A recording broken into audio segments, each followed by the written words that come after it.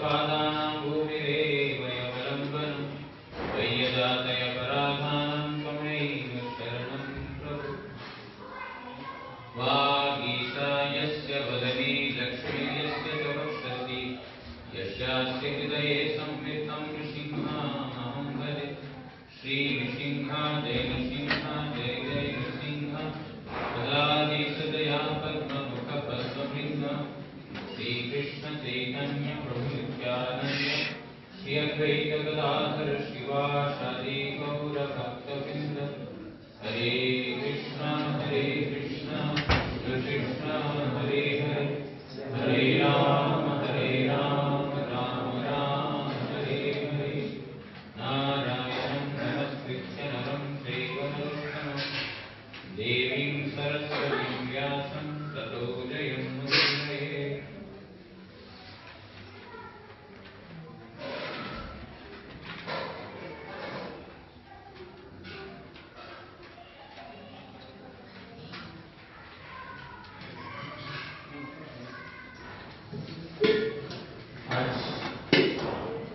गोवर्धन पूजा और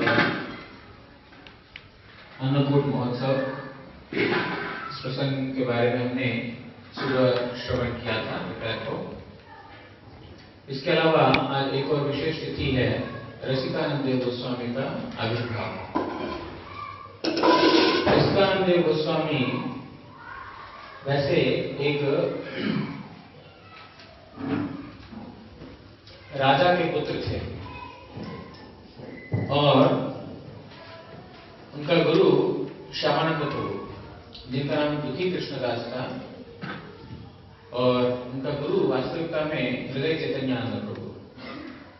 लेकिन श्यामानंद मतलब बाद में ये दुखी कृष्णदास जीव गोस्वामी के पास अध्ययन किया था भागवत का। दुखी कृष्णदास, नरोत्तम और श्रीनिवास, ये तीनों अध्ययन किए थे जीव गोस्वामी के पास। इसलिए उनको नरोत्तम ठाकुर, श्रीनिवास आचार्य और दुखी कृष्णदास का नाम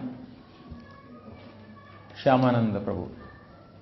श्यामानंद, ये उस श्यामानंद प्रभु का जो शिष्य हैं रसिकानंद देव गोस्वामी।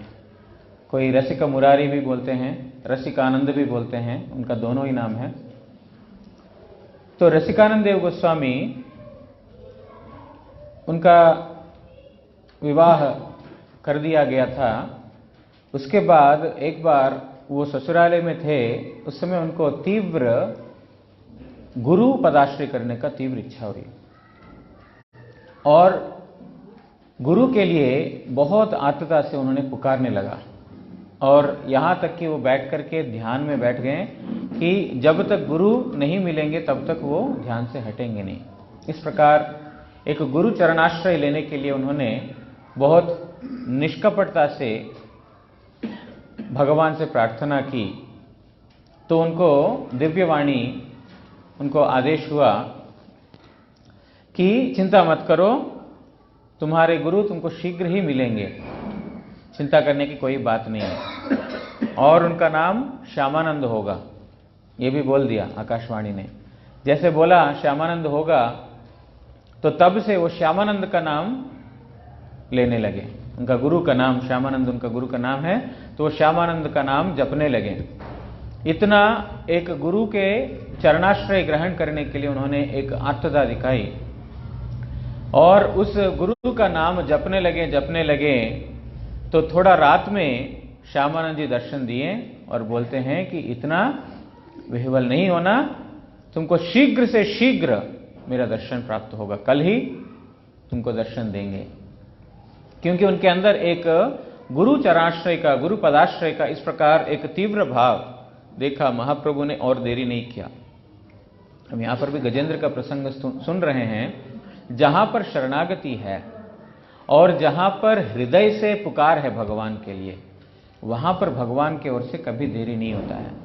अगर भगवान की ओर से देरी है तो फिर हमारा पुकारने में कोई कमी है। लेकिन भगवान की ओर से जो आर्तता से जो भक्त पुकारता है, वो क्योंकि शरणागत वत्सल है, वो ज्यादा समय उस शरणागत भक्त से दूर नहीं रह सकते हैं, तुरंत उनको दर्शन देने के लिए आएंगे। यहां पर श्यामानंद प्रभु का विरह में जबकि दर्शन भी नहीं हुआ, लेकिन उन गुरु हैं, नाम सुना, इसलिए वो जपने लगे गुरु का नाम। तो वो दिव्य मूर्ति उनका दर्शन हुआ और बोले कि शीघ्र ही तुमको दर्शन मिलेगा, कल ही तुमको दर्शन देंगे। तो अगले दिन जो है वो इंतजार करते रहे, मेरे गुरु आएंगे, मेरे गुरु आएंगे, गुरु आएंगे। ऐसा करते करते कुछ समय बाद कुछ शिष्यों के साथ श्यामानंद प्रभु वहां पर आने लगे और देखा इतना गौर कांति और उनका चेहरे से तेज, और कीर्तन करते हुए चैतन्य प्रभु, नित्यानंद प्रभु का नाम लेते हुए संकीर्तन में मस्त होते हुए आ रहे हैं। और रसिकानंद देव गोस्वामी के चरणों में पतित हो गए और तुरंत वहां पर मंत्र दीक्षा प्राप्त किए। जबकि श्यामानंद प्रभु, उनका गुरु हृदय चैतन्य गोस्वामी, वो थे साक्ष्य रस के भक्त, लेकिन उन्होंने जीव गोस्वामी का संग किया, इसीलिए उनको जो मधुर रस का भी मंत्र उनको, या तो उस रस का आस्वादन का भी उनको योग्यता प्राप्त हुई। तो इसीलिए यहां पर रसिकानंद देव गोस्वामी को उन्होंने ये मधुर रस का मंत्र में दीक्षा प्रदान किया। तो रसिकानंद देव गोस्वामी उसके बाद श्यामानंद प्रभु का बोलने पर उनसे दीक्षित होकर के वो हरिनाम, भजन और महाप्रभु नित्यानंद प्रभु का संकीर्तन करने लगे। करते करते जिस जिस गांव में गए, जहां जहां गए, बड़े बड़े प्रभावशाली लोगों को, राजाओं को उन्होंने हरिनाम मंत्र दीक्षा दिया। दे करके बहुत सारे लोगों को भगवान श्री चैतन्य महाप्रभु नित्यानंद प्रभु के दास बनाए और भगवान श्री कृष्ण का नाम संकीर्तन कराया। तो ऐसा हुआ कि वहां एक मुस्लिम राजा था, जिन्होंने देखा कि ये रसिक मुरारी का या तो रसिकानंद देव गोस्वामी का प्रभाव बहुत विस्तार हो रहा है, इसको कैसे भी करके रोकना पड़ेगा। इसके लिए एक मत्त हाथी को उन्होंने रसिकानंद देव गोस्वामी के ऊपर छोड़ दिया कि इसको खत्म कर दो। लेकिन रसिकानंद देव गोस्वामी का इस प्रकार प्रभाव उस मत्त हाथी को भी अपना वश में करके उनको भी हरिनाम दिया, उनको भी हरिनाम करा दिया, उनसे भी महामंत्र जप करा दिया। मतलब शुद्ध भक्त चाहते हैं तो क्या नहीं हो सकता है। एक मत्त हाथी जो खत्म करने के लिए आ रहा है, उसको भी उन्होंने भगवान का सेवा में नियोजित कर दिया। यहां पर देखिए, यहां पर कुंभीर है जिसने वो हाथी का पैर पकड़ा, लेकिन जबकि वो साधु अपराध कर रहा है, वो जो हाथी है वो तो साधु है, भगवान का भक्त है, उसके प्रति अपराध वो कुंभीर कर रहा है। उसके बावजूद भी श्री कृष्ण का जो सुदर्शन चक्र, उनका मस्तक काट के उनको निर्वाण का इस प्रकार भगवान ने कृपा किया। मतलब इसका मतलब ये नहीं कि भक्तों का तंग करना, इसका मतलब ये है कि कैसे भी करे भक्त लोगों के पास जाने से भगवान, मतलब साधु लोग उनको भी भक्त बना देते। उन्होंने इतना समय से जो हस्ती, जो हाथी है, उसका स्तव सुन रहा है ना कुंभीर भी, तो सुनते सुनते उसको भी भगवान का दर्शन मिल गया। तो इसीलिए जो भगवान के भक्त होते हैं इस प्रकार परम दयालु होते हैं कि कौन किस भाव से आ रहे हैं वो भाव को नहीं देखते हैं, चलो मेरे पास आए उसको भगवान का भजन में लगा देते हैं। इसी प्रकार रसिक मुरारी ने यहाँ पर जो ये हाथी आया, मत्त हाथी, उसको उनके वश में करके उनको भी हरिनाम करा दिया। इस प्रकार एक अद्भुत भक्त हैं और वो उनका जो इस जगत से जाने का लीला भी अद्भुत हुआ था। अपना 7 शिष्यों को लेकर के दर्शन कर रहे थे जगह जगह और रेमुना धाम पहुंचे थे, जहां पर खीरचोरा गोपीनाथ जी हैं। खीरचोरा गोपीनाथ जी का दर्शन करते करते करते उस विग्रह में वो विलीन हो गए और साथ ही साथ उनके शिष्य जो भी गए थे वो भी विलीन हो गए थे। इसलिए वहाँ पर जो जाएंगे रेमुना में, वहाँ पर है उनका समाधि मंदिर और उनके साथ जितने भी शिष्य हैं उनके, वो सबका भी वहाँ पर समाधि मंदिर है, जहाँ पर वो टोटल खीरचोरा गोपीनाथ जाते हैं, वहाँ पर दर्शन होता है उनका। तो आज उनका आविर्भाव तिथि है। वैष्णव का आविर्भाव और तिरोभाव दोनों ही पवित्र है और वो दिन हमको विशेष कृपा करने के लिए हमको मौका देते हैं, उनका कीर्तन करने के लिए, उनका गुण कीर्तन करने के लिए, उनका महिमा कीर्तन करने के लिए। और उनका ही अभिन्न प्रकाश हमारे परमाराध्य श्री गुरु महाराज, जिनको हमने देखा, वो कृष्ण कृपा की स्वयं आनंद मूर्ति है और उनका ही अभिन्न प्रकाश विग्रह है। उनके चरणों में प्रार्थना करते हैं कि हमको भी गुरु के प्रति ऐसा, गुरु सेवा के प्रति ऐसा उतावला भाव रहे और गुरु का कृपा भाजन बन सके।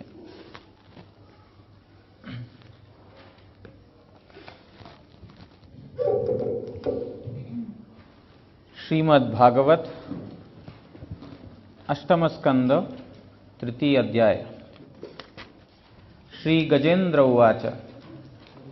ओम नमो भगवते तस्मै यत एतच्चिदात्मकं पुरुषाय आदिबीजाय परेशायाभिधीमहि यस्मिन्निदं यतश्चेदं येनेदं य इदं स्वयं यो अस्मात् परस्माच्च परस्तं प्रपद्ये स्वयंभुवम् यः स्वात्मनीदं निजमाययार्पितं क्वचित् विभातं क्वच तत्तिरोहितम् अविद्ददृक्साक्षि उभयं तद् ईक्षते स आत्ममूलो अवतु मां परात्परः कालेन पञ्चत्वमितेषु कृत्स्नशो लोकेषु कालेषु च सर्वहेतुषु तमस्तदासीद् गहनं गभीरं यस्तस्य पारे अभिविराजते विभुः न यस्य देवा ऋषयः पदं विदुः जन्तुः पुनः को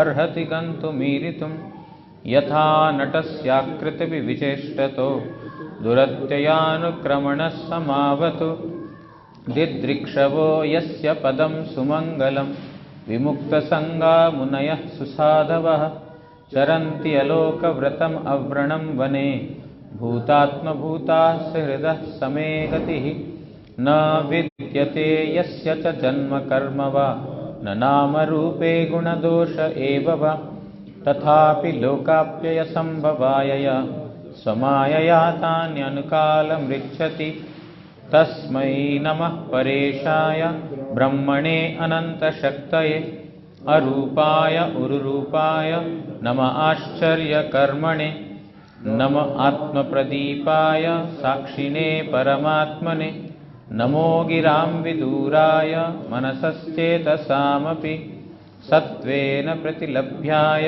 नैष्कर्म्येण विपश्चित नमः कैवल्यनाथाय निर्वाणसुखसंविदे नमः शान्ताय घोराय गूढाय गुणधर्मिणे निर्विशेषाय साम्याय नमो ज्ञानघनाय च क्षेत्रज्ञाय नमस्तुभ्यं सर्वाध्यक्षाय साक्षिणे पुरुषाय आत्ममूलाय मूलप्रकृतये नमः सर्वेन्द्रियगुणद्रष्ट्रे सर्वप्रत्ययहेतवे असताच्छाय युक्ताय सदाभासाय ते नमः नमो नमस्ते अखिलकारणाय निष्कारणाय अद्भुतकारणाय सर्वागमाम्नाय महार्णवाय नमो अपवर्गाय परायणाय गुणारणिच्छन्नचित् उष्मपाय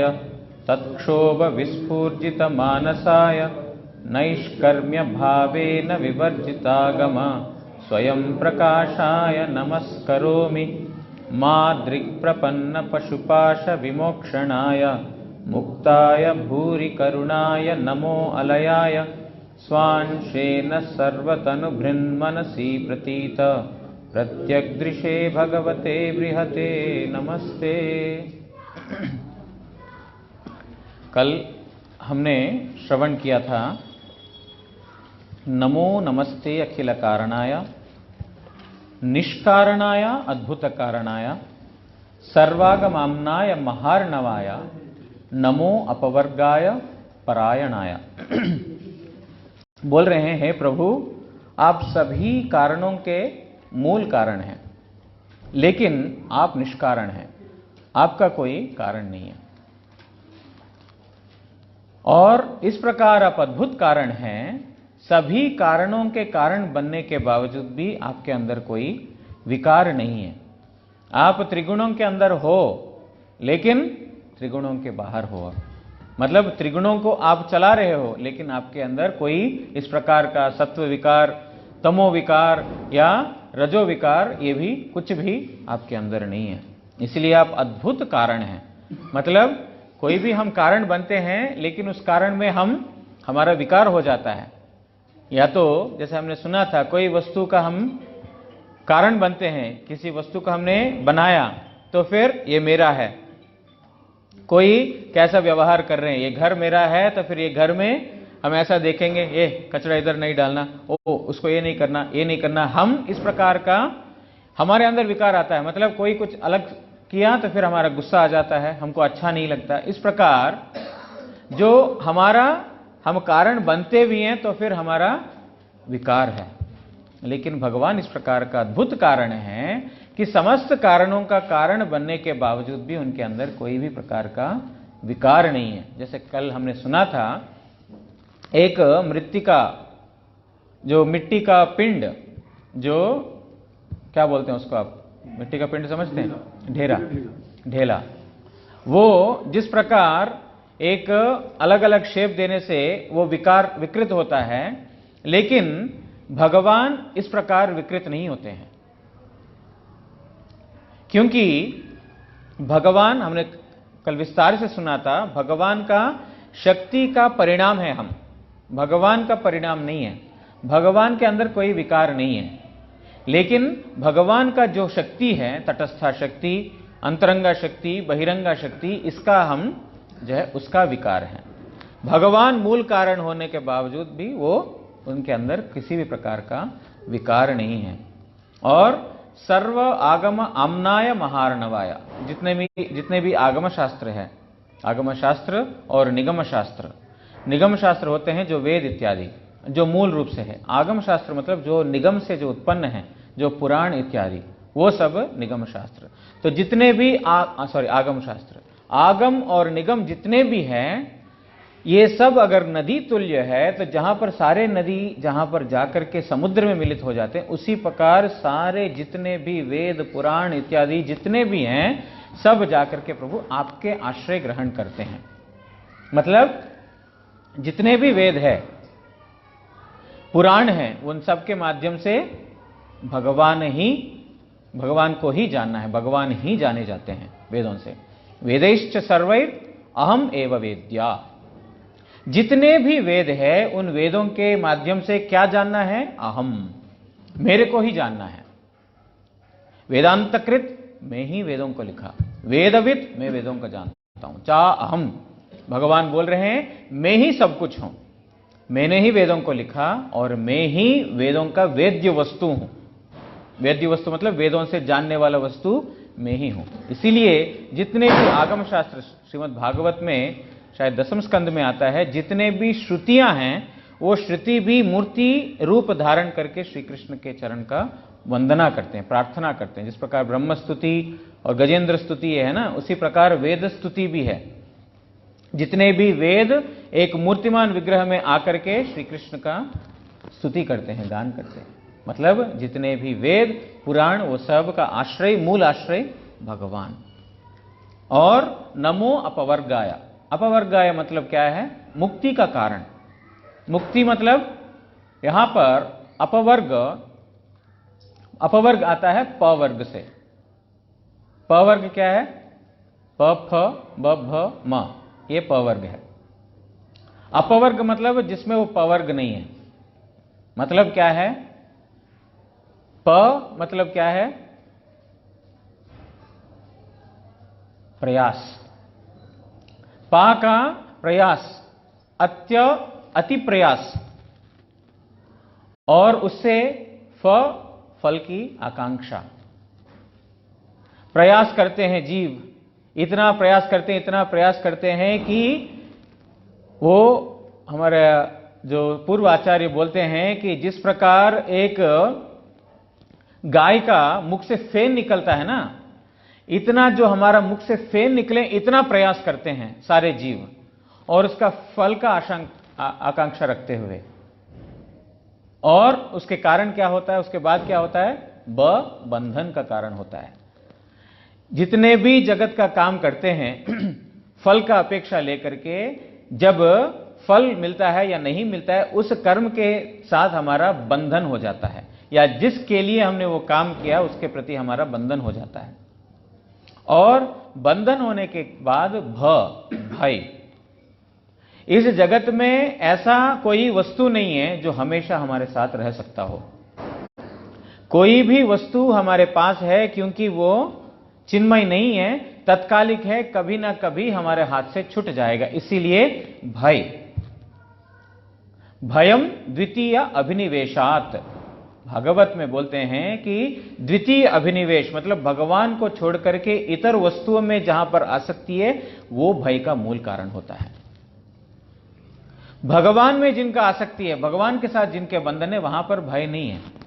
लेकिन भगवत इतर वस्तुओं में, क्यों इतर वस्तुओं में? क्योंकि ये सब तत्कालिक है, परमानेंट नहीं है, कुछ समय रहेंगे उसके बाद खत्म हो जाएंगे। इसीलिए उसको रक्षा करने के लिए प्रयास करना और कहीं ये वस्तु मेरे से दूर ना चले जाए, इसके लिए जो है कैसे भी करके उसको बंधन में रखने का कोशिश करना। लेकिन वास्तविकता में जिसके साथ हमारा संबंध बनाने से हमेशा हमेशा हमारे साथ ही रह पाएंगे और जो बंधन सर्वोत्तम मुक्ति का कारण बन सकता है, श्री कृष्ण का चरणों के प्रति रतिमति, उसके हमारा रुचि नहीं होता। लेकिन यहां पर जागतिक वस्तुओं के प्रति फल का आकांक्षा रखते हुए बंधन होता है, वो बंधन भय का कारण होता है। वो बंधन सोचते सोचते सोचते अल्टीमेटली मृत्यु, मृत्यु, मृत्यु तक लेके चला जाएगा, लेकिन मृत्यु का निवारण नहीं है। इसीलिए अपवर्ग मतलब जहां पर ये पभम नहीं है, जहां पर ये पवर्ग नहीं है, उसको बोलते हैं अपवर्ग। जगत के लिए प्रयास नहीं है और फल का अपेक्षा नहीं है, बंधन नहीं है, इसलिए भय नहीं है, इसलिए मृत्यु से बाहर है। इसको बोलते हैं, एक साधारण शब्दों में इसको मुक्ति यूज करते हैं अपवर्ग को। लेकिन वैष्णव लोग भगवान का चरण प्राप्ति उसको अपवर्ग बोलते हैं।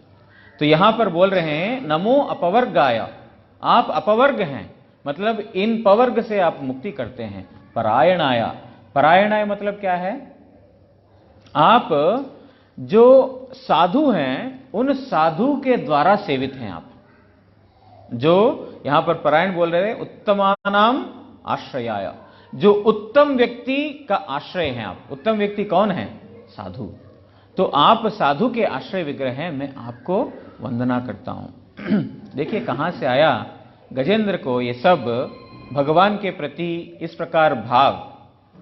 पूर्व जन्म में उन्होंने जो भजन किया वो भजन का ही फल है कि अभी जो भजन करते हैं, स्वल्पमप्यस्य धर्मस्य, थोड़ा सा भी अगर धर्म का कार्य किसी ने किया है वो कभी भी नष्ट नहीं होगा। सर्व कारण स्वयं निष्कारण, वो अद्भुत कारण अपना के नमस्कार, मैं आपको नमस्कार करता हूं।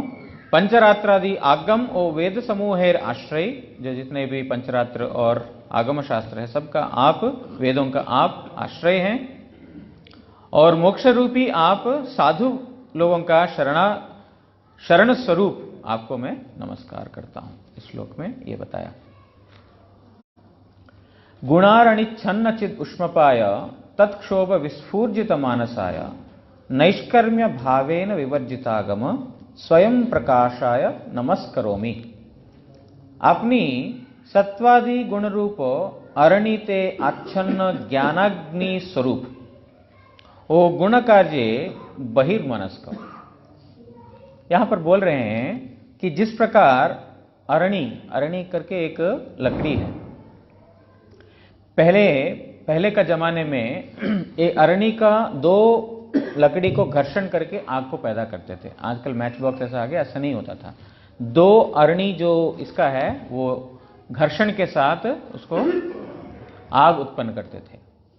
लेकिन वैसे लकड़ी देखने के लिए उसके अंदर तो आग दिखता नहीं है। लकड़ी है, सूखा पड़ा है, उसके अंदर तो आग दिखता नहीं है, लेकिन उस लकड़ी के अंदर आग छुपा हुआ है। अगर आग नहीं है तो फिर आग कैसे लग सकता है? घर्षण से। आग छुपा हुआ है, लेकिन ये घर्षण से उसका अपना स्वभाव या उसके अंदर का जो ढका हुआ जो आग है वो बाहर आता है। उसी प्रकार बोल रहे हैं सत्वादि गुण रूप अरणिते आच्छन्न ज्ञानाग्नि स्वरूप। आप कैसे हैं? ज्ञान स्वरूप हैं।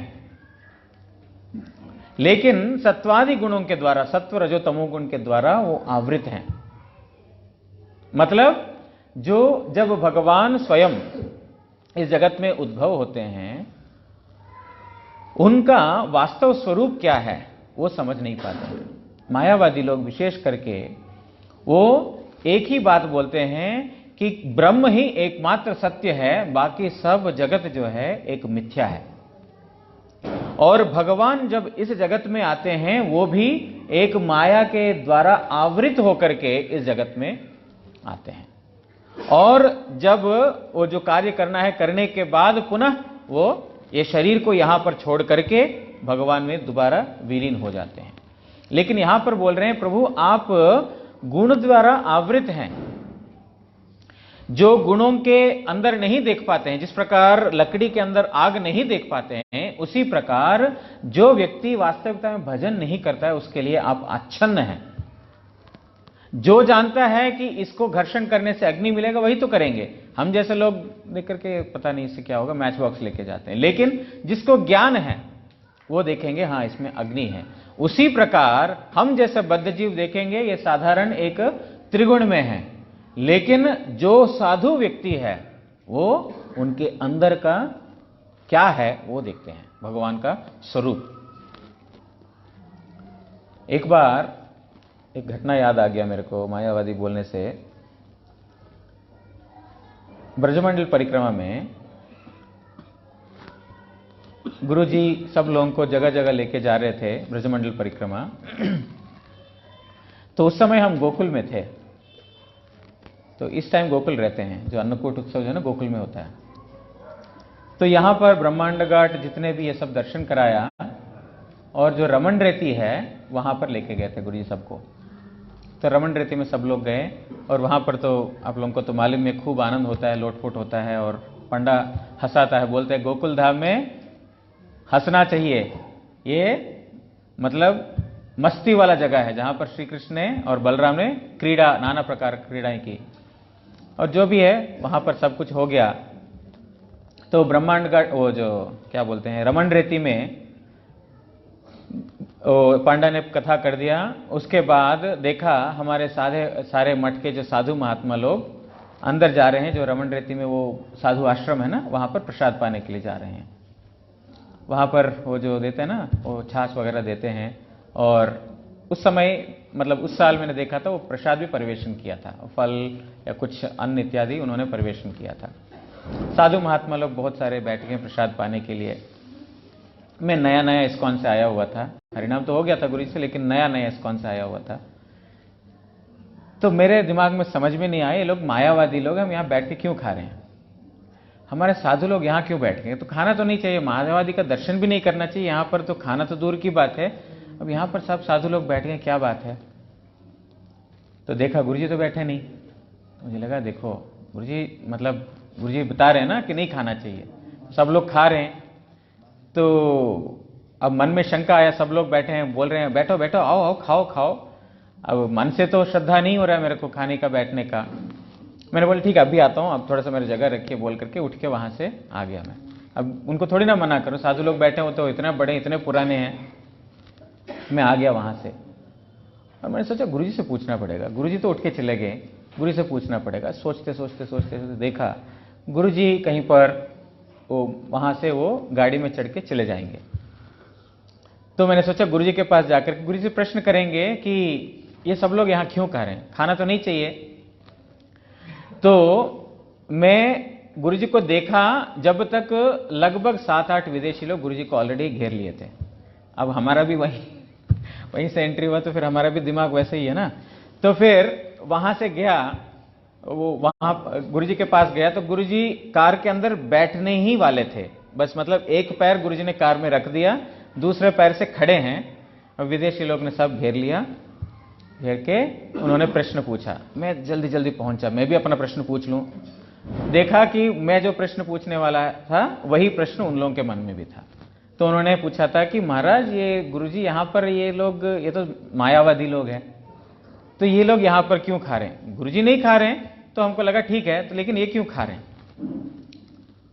तो गुरुजी अपना पैर बाहर निकाला कार से, सीधे खड़े हो गए। तो गुरुजी बोलते हैं ये तो ब्रजवासी है, ये ब्रजवासी है, ये मायावादी ड्रेस पहनने से क्या होगा, ये ब्रज में रहते हैं ना, ब्रज का धाम का सेवा करते हैं, इसलिए सब ब्रजवासी है। ब्रजवासी का हाथ से लेने से कुछ दोष नहीं है, और उल्टा हमारा भजन जो है ब्रजवासी बनने के लिए, ब्रजवासियों को सेवा करने के लिए, इसलिए यहां पर भोजन करने से हमारा भक्ति बढ़ेगा। मतलब गुरुजी ने मतलब क्या, कहां से क्या कनेक्ट किया, हमारा हृदय के अंदर बाहर से लगता है मायावादी, जो बोल रहे हैं ना ज्ञान से आवृत है, जो गुणों से आवृत है, हम बाहर का ड्रेस देखते हैं मायावादी, लेकिन गुरुजी का दर्शन किस प्रकार है, बोल रहे हैं ये तो ब्रजवासी हैं।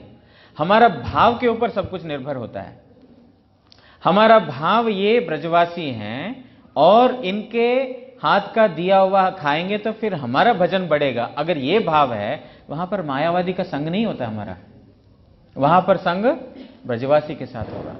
गुरुजी ने जैसे बोला था, लगा कि मतलब एक दिव्य आंख खोल दिया गुरुजी ने, क्योंकि इस प्रकार का कौन व्यक्ति बोल सकता है।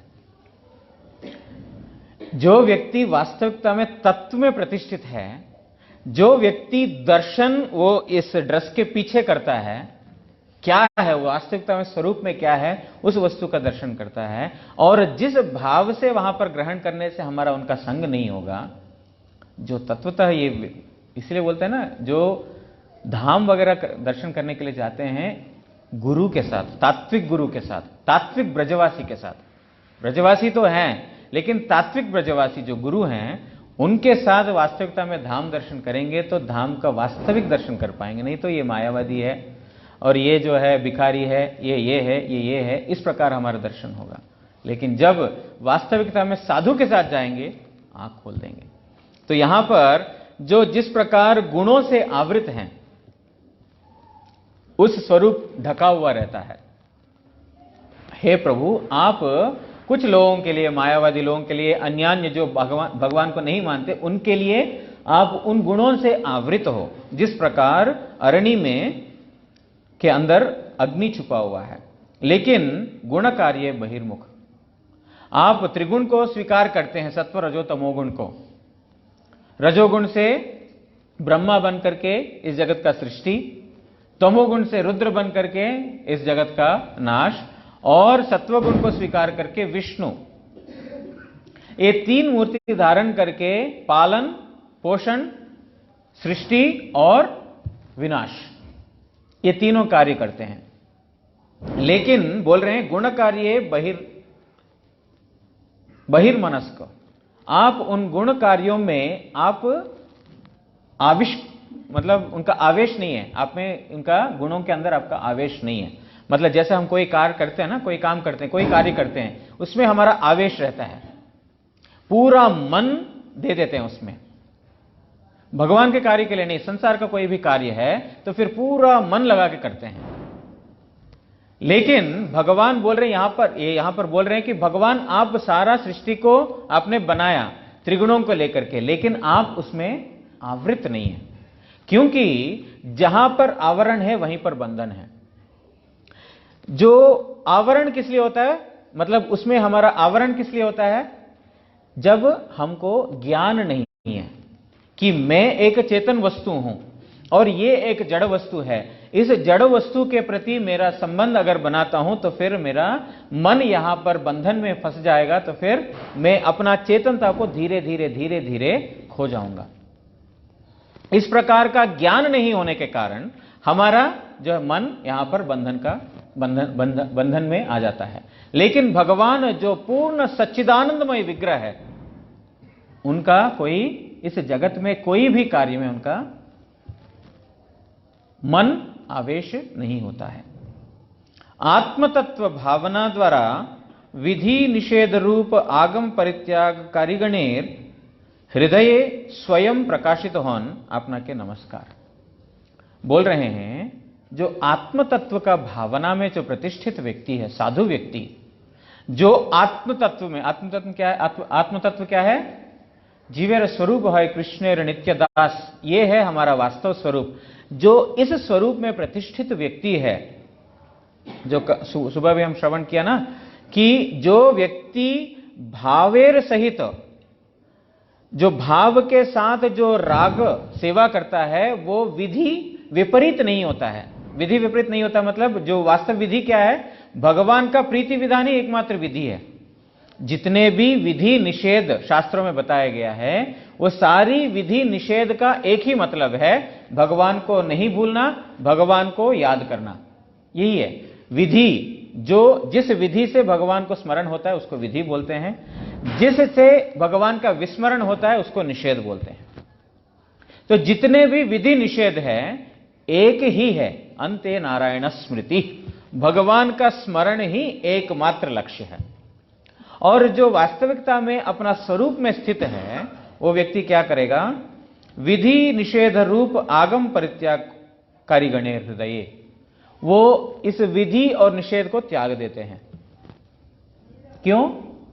क्योंकि इससे ऊपर उठ गए हुए, उनको मालूम है विधि किस लिए, निषेध किस लिए है। विधि किस लिए है, निषेध किस लिए, उनको अच्छे से मालूम है। भगवान को इस समय भोग लगाना, भगवान को इस समय उठाना, भगवान को इस समय आरती करना, यह सब विधि के अनुसार है। इसलिए हमारा गुरु महाराज जी बोला करते थे कि श्री कृष्ण राधा कृष्ण का सेवा विधि मार्ग से होता नहीं है, राधा कृष्ण का सेवा राग मार्ग में होता है।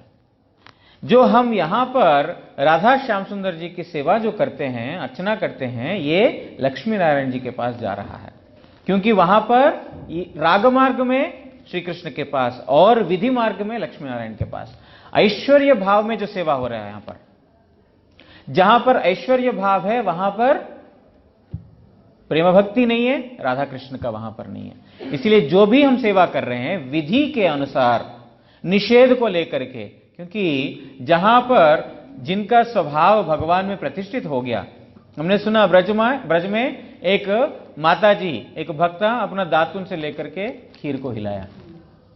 कौन सा विधि है कि अपना झूठा दातुन से जो है खीर को चलाना चाहिए, लेकिन वहां पर यह भाव नहीं है, अरे कन्हैया को लेट हो रहा है, अभी हाथ में कड़ची नहीं है तो क्या करें, दातुन से ही हिला दिया।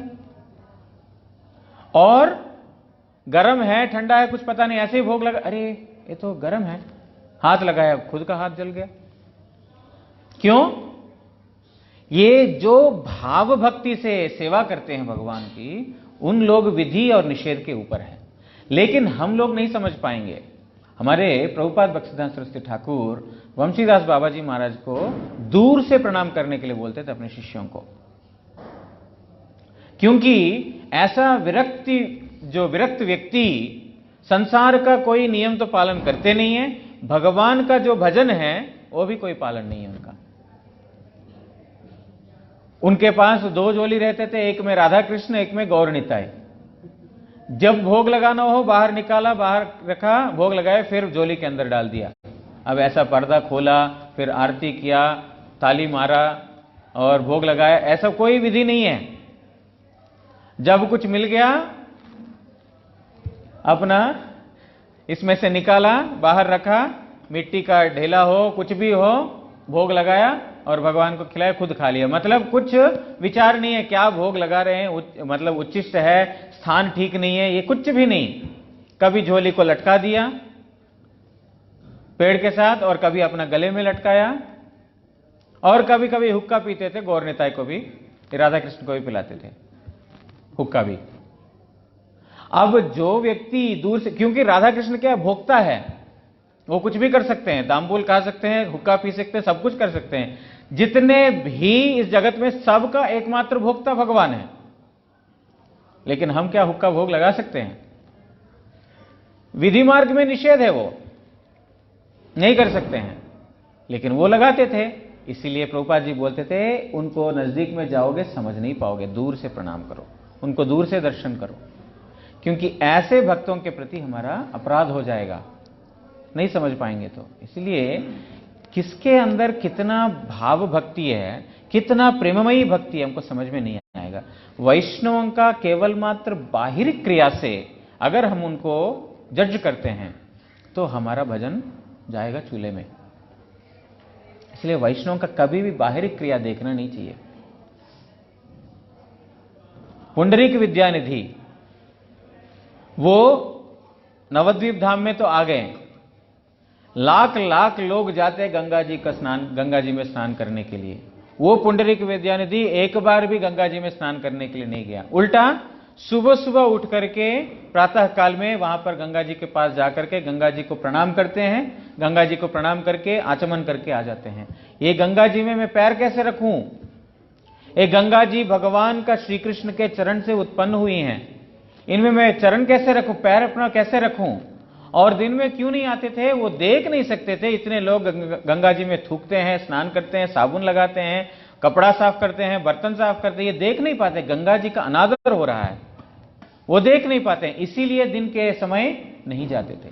और जो बाहर के लोग सोचते थे ये पुंडरीक विद्यानिधि गंगा जी को दर्शन करने के लिए नहीं आता, प्रणाम करने के लिए भी नहीं आता, कौन सी भक्त है ये? लेकिन उस भक्त के अंदर किस प्रकार भाव है, जो विधि निषेध से ऊपर पहुंच चुका है और जो रागमार्ग में है, उनका भाव क्या है? और वो पुंडरीक विद्यानिधि एक बहुत बढ़िया सा मखमल का शैया के ऊपर लेट करके, और वो गद्दा भी कैसा, दूध का फेन का जैसा है, दूध का जो फेन है कितना मुलायम, उसके ऊपर लेट करके वो कर रहे हैं कुछ। तो बहुत सारे सेवक लोग उनको चामर डुला रहे हैं, कोई हाथ पैर दबा रहे हैं, इस प्रकार एक ऐश्वर्य भाव में वो लेटे हुए थे। और गदाधर पंडित गोस्वामी को मुकुंद लेके आया, तुमको आज बहुत अच्छे भक्त के पास लेके जाऊंगा, बहुत बढ़िया भक्त का दर्शन कराऊंगा। जैसे गदाधर पंडित गोस्वामी इनका दर्शन किया, मन में शंका आया, इतना अच्छा भक्त बोला, क्या ये तो हुक्का पीते हैं, इतना ऐश्वर्य है, भोग विलास है, तांबुल खा रहे हैं, क्या ये? और उनका मुख में, उनके हृदय में जो शंका उत्पन्न हुआ, तो मुकुंद को समझ में आ गया, बाहर से वैष्णव का क्रिया मुद्रा किसी को नहीं समझ में आएगा। वैष्णव का बाहर का क्रिया मुद्रा को देख करके अगर कोई वैष्णव को समझने का या उसके ऊपर कोई कमेंट करने का प्रयास करेंगे तो भजन से बहुत दूर चले जाएंगे। इसलिए भगवान, वैष्णव कब क्या कर रहे हैं? कोई वैष्णव हो सकता है न्यूज़पेपर पढ़ रहे हैं, हम जैसे लोग सोचेंगे अरे न्यूज़पेपर क्यों पढ़ रहे हैं? अरे उसमें से ऐसा वस्तु लेंगे जो भगवान का प्रचार के लिए काम आए, या भगवान का जो माया शक्ति का जो है, वो बहुत सारे वस्तु में जो आजकल का अपडेट होने से बोलने का काम आता है, ऐसा बहुत सारे चीज है, मतलब मैं एक बोल रहा हूं। लेकिन वो बाहर का, ये देखो माला कर सकते थे, क्यों न्यूज़पेपर पढ़ रही हैं? तो न्यूज़पेपर तो ऐसे ही है, बेकार है। लेकिन जो उनके हृदय के अंदर क्या है कौन जान सकता है? इसीलिए जो भक्त का क्रिया मुद्रा, बाहरी क्रिया मुद्रा को देख करके हम उनके बारे में कुछ बोलेंगे तो वास्तविकता में भगवान उससे प्रसन्न नहीं होंगे। तो यहां पर मुकुंद दत्त जैसे ही भागवत का श्लोक का उच्चारण किया, उनके हृदय के अंदर इस प्रकार का भाव उत्पन्न हुए, वो कहां शैया, कहां उनका वस्त्र, कहां हुक्का, कहां तांबुल, कहां सेवक सेविका कहां पड़े, कुछ पता नहीं, वो जमीन के ऊपर गिर के लोटपोट करने लगे। कम वा दयालुम शरणम प्रपद्ये, कम वा दयालुम शरणम प्रपद्ये। इतना दयालु कौन है, इतना दयालु कौन है जिसके पास में शरणापन्न हो जाऊं, इतना दयालु कौन है जिनके पास में शरणापन्न हो जाऊं। इस प्रकार बोलते बोलते बोलते बोलते शरीर के अंदर नाना प्रकार का विकार आने लगा। तब जाकर के गदाधर पंडित को लगा, अरे मैंने तो अपराध किया उनके चरणों में। तो उसके बाद उनसे प्रार्थना करते हैं, आप मुझे दीक्षा देकर के मेरे अपराध को भंजन कीजिए। उसके बाद उन्होंने दीक्षा प्राप्त होकर के उनका सेवा किया और धीरे धीरे अपराध से मुक्त हुए। इसीलिए यहां पर बोल रहे हैं, जो स्वरूप में स्थित वैष्णव है, भक्त हैं, वो बाहरी क्रिया वेद विहित हो भी सकता है, नहीं भी सकता, क्योंकि वो वेद से, निषेध से और जो विधि है उससे बहुत ऊपर उठ चुके हैं।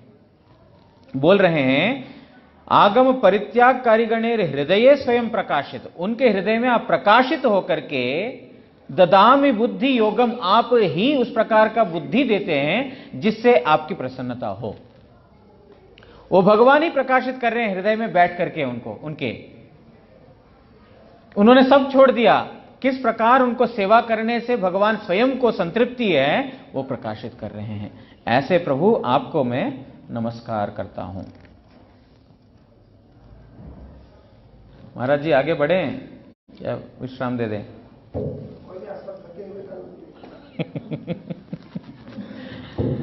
वाञ्छा कल्पतरुभ्यश्च कृपा सिन्धुभ्येव च पतितानां पावनेभ्यो वैष्णवेभ्यो नमो नमः।